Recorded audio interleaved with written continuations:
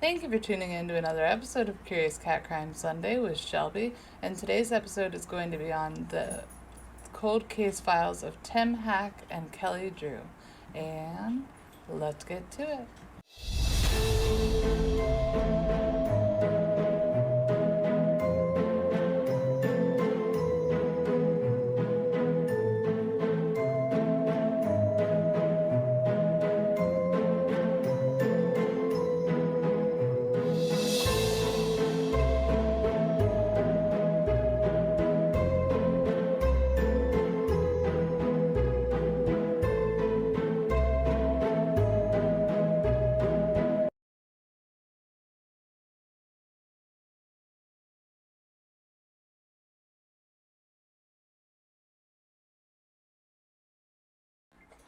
Hello and welcome. As I mentioned, today's episode is going to be on Tim Hack and Kelly Drew, their disappearance and their death, along with various suspects along the way.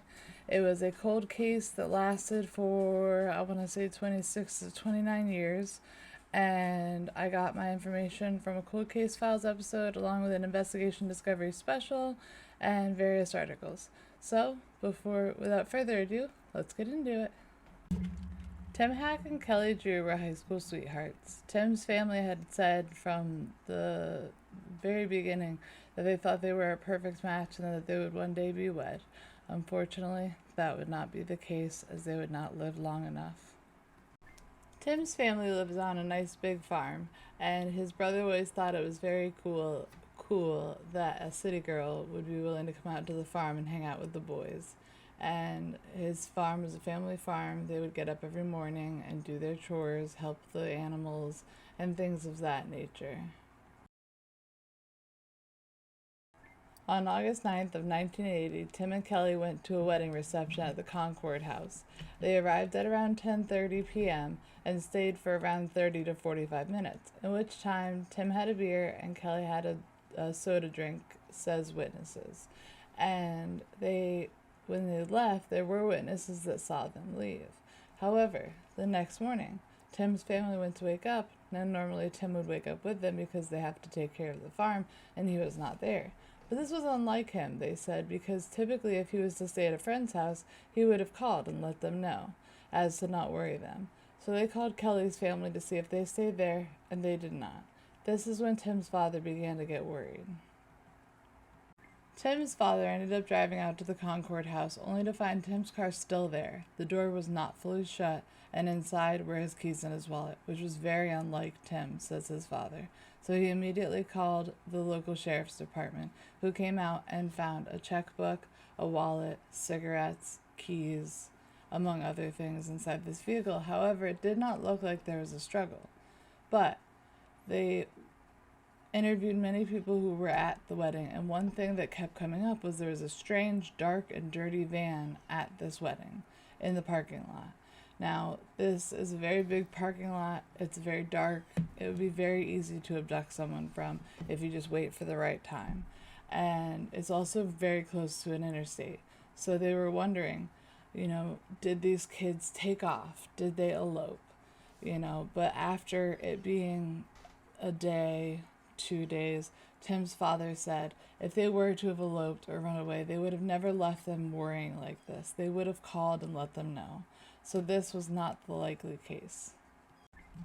Just a little side note, this episode is going to have a lot of information, so it's hard for me to remember everything that I'm supposed to be saying in the correct order. But when they were interviewing guests at the party, it was the first 4 days of them being missing. That was when they found out about this suspicious van. Now, mind you, a lot of people said that when they saw the van drive off, it was in a suspicious manner, which was quickly and erratically. This started one of the largest manhunts in Wisconsin history to this date, as all the local farmers, along with the community, gathered together to help find Tim and Kelly. And the father of Tim said it was unreal, as there were 2 news helicopters who landed in the field by their house, and they were just searching for any bits or clues, or hopefully not, but bodies. They were just really searching for anything to grasp onto, because they had such little evidence. Friday, August 15th, 1980, on County Road East, 6 days after the disappearance. A teenager on his tractor while driving it said he saw something that caught his eye. It was a pair of pants that looked to be the ones that belonged to Kelly. However, they were ripped from ankle to hip, all the way up the side on both sides, meaning that she was likely wearing these when they were ripped off. Now, they sent this to the local crime lab, and Tim's father said, unfortunately, what he had thought all along was likely to have been true because of this, and that was that Kelly was likely aped. I can't say that word, so I do apologize. Throughout looking on this road, they were able to find, over 10 days, multiple pieces of clothing belonging to Kelly along the roadside within a 6-mile radius of the Concord house, as well as dozens of pieces of ropes with knots tied in them, different knots. A detective said they had very good evidence now, but they needed Tim and Kelly.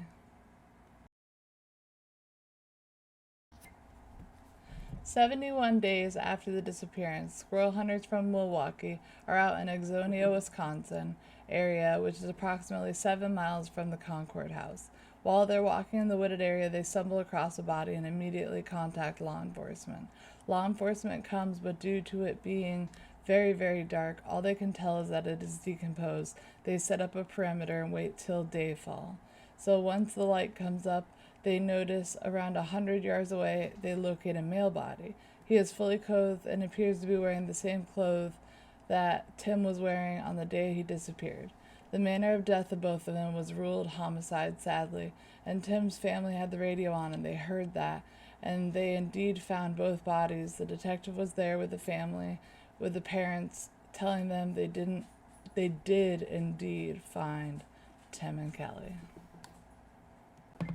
There were ligature marks around Kelly's both hands and ankles, noting that she was likely bound, and they realized that she was likely strangled to death, as what I'm going to explain to you, and they did not explain in the episodes that I had watched and the articles that I'd read, is something I learned in forensics class. So when the body dies, obviously there's bug matter that comes and they lay larvae or eggs inside the body.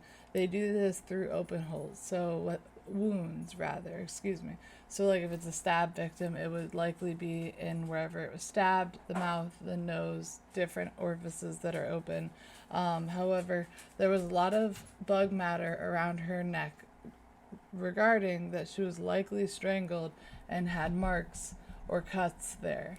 So the fact that there was such large essence of bugs within the neck showed that she was likely strangled to death. Even though the body had been decomposed so badly, they were able to prove this due to etymology. After the state of Kelly was found with the bound hands and feet marks, the ropes that were found along the roadside became very important. And there were, hold on, let me check my notes, I apologize for looking down, but there were regular square knots, half hitches, clove hitches, bowing knots, and this is somebody who definitely had knowledge of knots, whether they were in the military, the Navy, a painter, anyone that would use knots in their daily working lives. So they believed this to be someone who had knowledge of ropes. Phone calls started pouring in with tips, and there was one tip in particular was a lady who believed that her husband had been involved in the murder of Tim and Kelly. The suspect, Mr. James, lived in the area where the bodies were found, and he does roofing work, which works with ropes. He is known to carry a knife on his belt and has a van, and on August 10th of 1980, shortly after the disappearance of Tim and Kelly, he had his wife and stepdaughter completely clean out the van, and a lot of things were adding up, says the detective, and this guy was looking good for who took Tim and Kelly. They retrieve a search warrant. They search through his house. They're looking for anything that can link him with Kelly or with Tim. So they find clothing which looks to be similar to Kelly's clothing with what looks to be blood on it.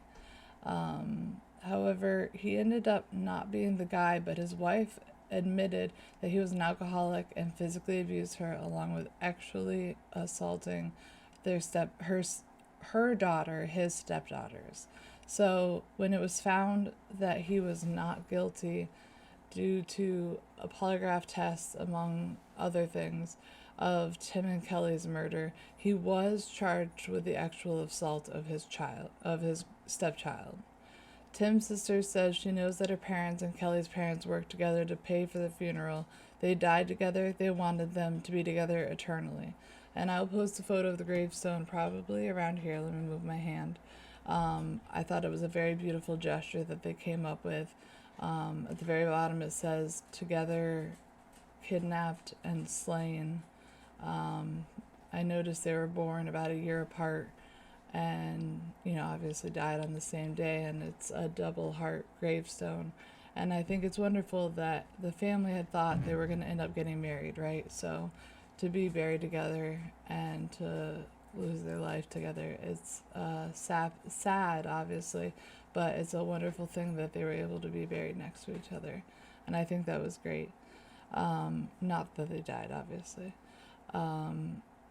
So Dave, which is Tim's dad, said that he was never going to let go and was always going to search for justice for Tim. "You think I should be solved and you blame somebody. They were looking for anything that was going to help them solve the case." 3 years after the death of Tim and Kelly, Henry Lee Lucas and Otis Toole were a pair of drifters who were arrested for a number of minor charges, says forensic psychologist Robert Shug. After the apprehension, they started confessing to dozens and dozens of murders. As a result, detectives from all over the country had to become involved in this investigation to see if any of their cold cases involved Lucas or Toole, and this led them to believe that they could be responsible if they had abducted so many women and men and actually assaulted them, at times killing them. There were a total of 4 or 5 cases in Wisconsin at the time that were unsolved that they said could have been, one of which being Tim and Kelly. The forensic psychologist said a serial killer with a drifter mentality can leave a trail of bodies and no one can actually pinpoint the location at any given time, and this works in their favor, he says. 1 year before the murder of Kelly and Tim, one of the murders that Henry Lee Lucas confessed to was the Orange Socks drifter. That was a young Jane Doe, unidentified, who was murdered wearing only orange socks, known as the Orange Socks drifter. She was strangled and aped in a very similar manner to the way Kelly Drew was. Because of the similarities in the crime, this was a significant motivating factor for detectives to go interview Lucas and Toole. So they were optimistic, said Tim's family now. "It's got serious. You just had that feeling," Tim's brother says, that they were going to solve the case. Lucas and Toole are confessing to an excess of 300 apes and homicides that they have done across the country. For reasons that Lucas and Toole might confess all these crimes, says forensic psychologist, is to gain infamy and to be important to them. It might feed their ego, and their forensic psychologist Robert Shug said. Their investigator went to the interview with Lucas and Toole in regards to Tim and Kelly and led investigators to believe that they could be involved, was that the crimes 2 separate homicide in Wisconsin, Lucas and Toole did, previously admitting to being in Wisconsin traveling I-94 very close to where Tim and Kelly's disappearance from the crime Concord House was. At the time frame was around the same time frame of their disappearance. Henry Lee Lucas admitted to killing 150, said investigators. Not to really go into Henry Lee Lucas and Otis Toole, because it turns out that they were there on the wrong month, so therefore not the killers of Tim and Kelly. However, they are a very unique serial killer duo. And if you would like a video on this, please let me know and I will make it. And if no one lets me know and I feel like making it, then maybe I'll make it anyways. But I'm going to leave it at that as far as for them, because they were sadly, not the murderers of Tim and Kelly. So from this point, the case goes cold until about 2006 in Jefferson County, Wisconsin, which is 26 years after the murder. By then, there was a new district attorney, and she had said that her love for small towns was because it was safe. This was where she grew up and where her daughter grew up. And she said that small towns are wonderful because you can let your child out and feel safe about them going out at night. When Tim and Kelly had disappeared, she was 8. So when she became the new district state attorney, she knew about the case already and wanted to make it her number one priority. Now a new detective, Detective Chad Garcia, had come onto the case. If I say Chad or Garcia or detective, this is who I'm speaking about for the rest of this story. He had came on and he said after 26 years old, at the point of knowing this was such a big case after being unsolved for so long, it immediately became his number one goal to solve this case. He reviewed thousands of papers, reports, maps, attachments, photos, and in general was limited in the evidence that he had, except for Kelly's clothes. Now, mind you, in the 1980s, DNA was not a big thing, if at all. And so, one of the first things he did was send Kelly's pants and underwear to the forensic crime lab of the state. And what do you know? But DNA came back on both the underwear and the pants. It was from eminal fluid, so it was a huge break in the case, and he said it was incredible in his own words. The brother said for the first time in his life, Tim's brother, said for the first time in his life, he felt there was a ray of hope. And I just lost where I was, I'm sorry. The detective says, looking at the maps, you can see where there was clearly 3 major roads used to dump the bodies, dump the evidence, and there was a triangle established, with one point being the major evidence was found, another being the Concord house, and the third being the locations of the bodies. So this was said to have thrown police off the tracks, is what they were likely trying to do. Or a person who is familiar with the area and likely lives in there. Detective Garcia said, although he was not sure, his gut was telling him it was someone local that was responsible. He mentioned the great media as a great tool for getting people to realize maybe something that they thought was not important is actually important, and hopefully they would come forward. Now, during the 1980s, he receives a call from a girl named April who says she believes her father is actually who killed Tim and Kelly. During the 1980s, they lived in the Concord area within the Triangle. She said, I think my dad could be responsible for Tim and Kelly. I think he killed them. She said his name was Edward Wayne Edwards. She tells him about a book he wrote and explains more about her father. The book in the early 1970s, Edward appears on so many talk shows and game shows about his life as a master criminal. In the late 60s, he was the FBI's 10 most wanted list, and he was suspected of a double homicide in Portland, Oregon, but they could not prove that he had did it. Upon checking his criminal history, they see that he had been in prison and convicted of numerous crimes, which include robbery, vehicle theft, fraud, arson. He had done a lot of things that were bad.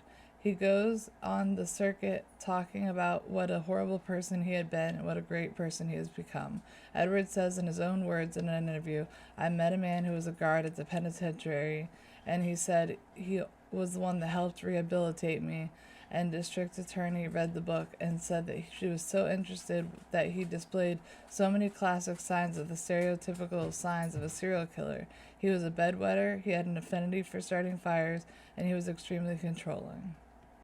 Forensic psychologist Dr. Robert Shug says for some serial killers, they need to put on a normal face to interact with members of society to be able to have access to victims in the society. It is very important, he says. In fact, if they look unusual or weird or bizarre, they may not be able to approach victims the way they need to. Edwards, in his own words, says his life had certainly been anything but good. Dangerous? Yes. Honest? No. In addition to April, Edward's daughter said that her dad was in the military and he had been dishonorably discharged from the military. As I mentioned above, they believed it may have been someone who was in the Navy or military who was knowledgeable on making do to the knots that they found along the roadway. Therefore, Edward knows how to tie these knots, and his house is smack dab in the middle of where Kelly and Tim's triangle were last seen alive, where their bodies were found, and where the evidence was found. Ultimately located the drifter stranger who floated around, who really wasn't from Wisconsin, who wasn't from Jefferson County. The district attorney says it was obvious they had a new suspect, and the detective says he started going through the reports and seeing if there was mention of Edward Edwards. He had been on the suspect list. Edwards was interviewed in early September of 1980, but he really didn't have any information to offer, says the previous officers who had interviewed him. He did not know anything about Tim or Kelly's disappearance, and the one thing that stuck out to him was that he had a broken nose at the time of questioning. He said it was a deer hunting accident and that it caused his rifle to kick back, causing it to break his nose, which seemed odd to investigators because gun deer hunting was in Wisconsin was in November, not August. Once the detectives found out where Edward had lived, he talked to the landlord and he took care of the house and said Edwards had lived at the house for a brief time and had moved to another state shortly after the disappearance of Tim and Kelly. They packed up in the middle of the night, in the middle of school, and took off. And a separate person in the show that I was watching about had mentioned that the drifter lifestyle for a serial killer is actually ideal, as you do not have anyone checking up on you, you don't always have people knowing your location, and things of that nature. And I found that to be both interesting and accurate. Like, it makes sense. If you're a serial killer and you're a drifter, how are they going to know where you were at a particular date, right? So, like the trucker serial killers, how they get away for so long, kind of makes a lot of sense. The landlord also found some rope in the garage, and this was rope similar characteristics to the rope that was found alongside the road. Edwards also had a van he kept and a .357 revolver in the van, and the van adds up with the van that was spotted the night of the Concord house. He was especially suspicious in 1980. Edward Wayne Edwards was a handyman at the Concord house. Saturday, August 9th, 1980, was Atkinson, Wisconsin, the night of the murder. Edwards was likely waiting in the parking lot. Detective Chad Garcia believed Kelly fit the profile for what he was looking for, and Tim, being a strong farm boy, got a good swing in and broke Edwards' nose, and that was when Tim stabbed him. He believes Kelly was injured in some way and subdued, and there was no telling what happened in the van, but knowing that Kelly was aped and strangled, he needed to go to Louisville, Kentucky and talk to Edwards and to get his DNA. July 31st, 2009, Louisville, Kentucky. 29 at Edwards' residence, 29 years after the murder. Forensic psychologist Robert Shug says if Edwards was truly a psychopath, not having a conscience, not having empathy, and not being afraid of punishment, it would likely made Edwards be able to kill again. Detective Chad Garcia was nervous as he realized what kind of person he was dealing with had a high probability that Edward committed these crimes. He was a very, very dangerous person. That was it, he says, and he pulls up to the residence to himself. Mr. Garcia was surprised with his health conditions as he pulled up in a wheelchair with oxygen, very overweight and not in good health. Throughout the entire time they spoke, he acted very nonchalant, as if it didn't matter that they were there at all. Forensic psychologist Robert Shad said that some serial killers, it is a game at his age and maybe the last time an opportunity to manipulate law enforcement. When Detective Chad Garcia asked him to supply a sample of his DNA so that they could get a test, he said he had no problem because he thinks he's smarter than them. After 29 years of getting away DNA, there was probably none, is what they think he might have thought. However, they were going to prove it, and turns out it's a match.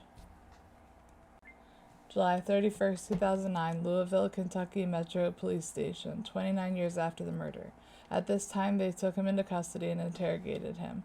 I could not show the interrogation because it would go against copyright, as I tried to do with my Edmund Kemper video, but it was copyright and I had to take it out. But I will mention some of the things Edward Edwards said, and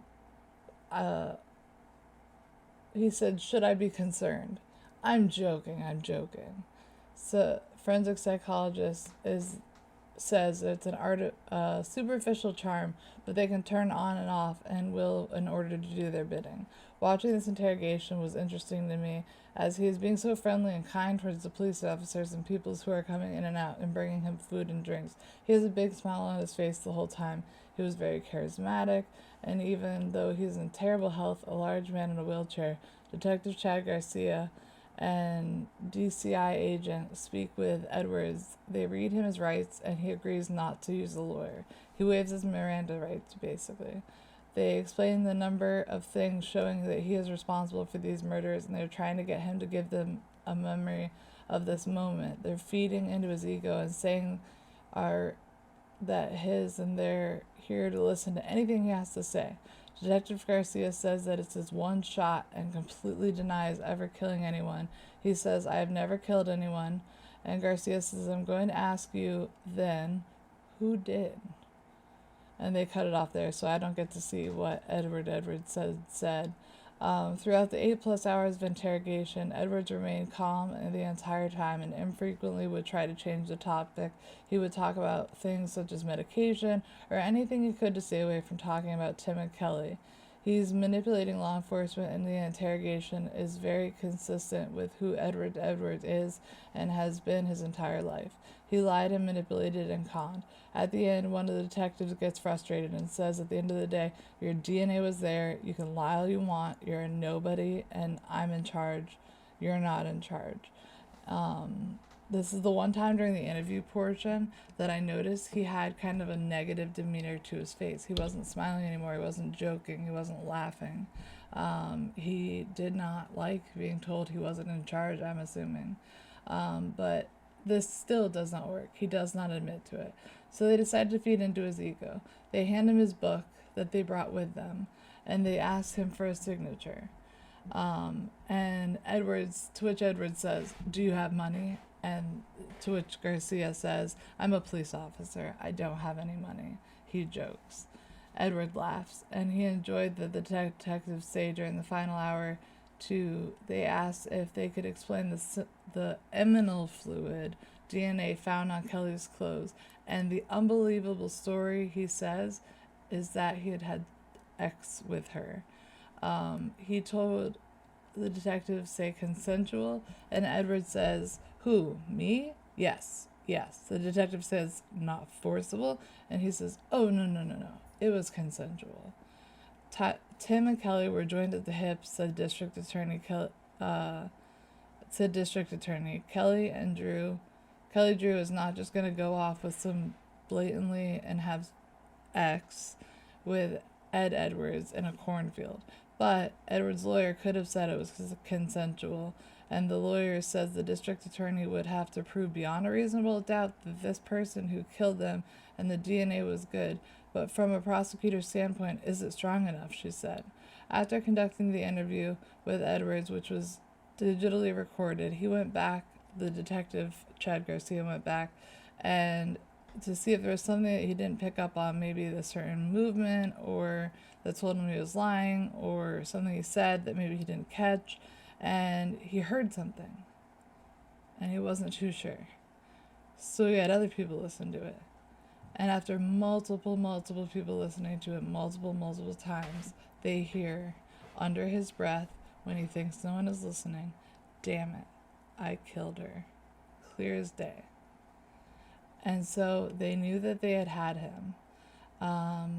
She said, the district attorney said, to hear him say, damn it, I killed her, it gave goosebumps moment, really, because rarely do we have someone who has committed a double homicide actually admit to it, that they did that, and took away any possibility that he would not be found guilty.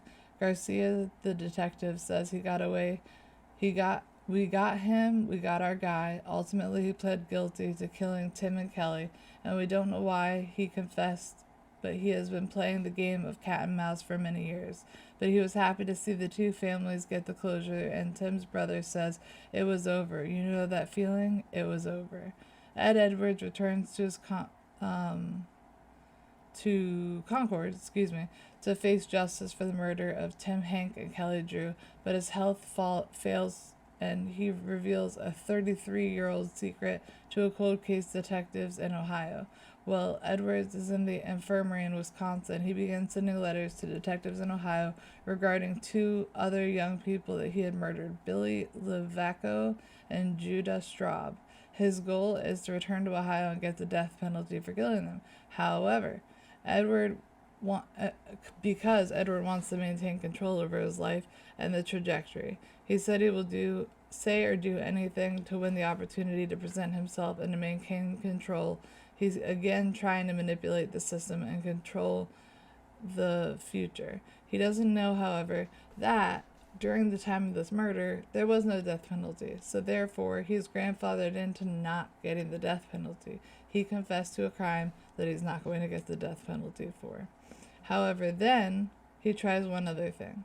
He admits to killing I want to say it was his foster son, Danny Boy Edwards. That was able to be used the death penalty on. And all in all, April 7th, 2011, Edward Wayne Edwards dies of natural causes while in prison in Columbus, Ohio. His actual number of victims is never known. Detective Garcia says that it's the highlight of his career to solve the crime for the families and for the community that Ed Edwards, who had held accountable for what he did, and he had admitted what he had done. And I think that it really brings some kind of peace to the family and to the people that worked this case. Tim Kelly's death made us realize that there are terrible things in this world, and you have to appreciate every day and what we have, says Tim's sister.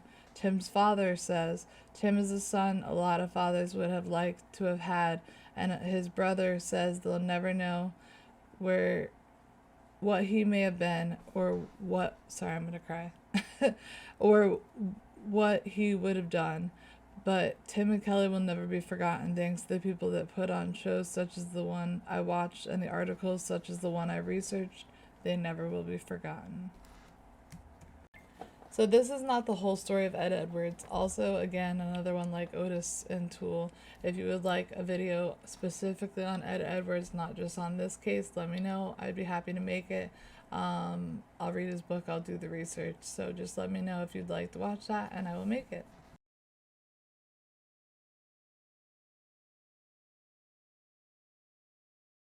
Thank you for tuning in to another episode of Curious Cat Crime Sunday with Shelby, and I hope you have a great week ahead of you. Thanks for watching. Bye.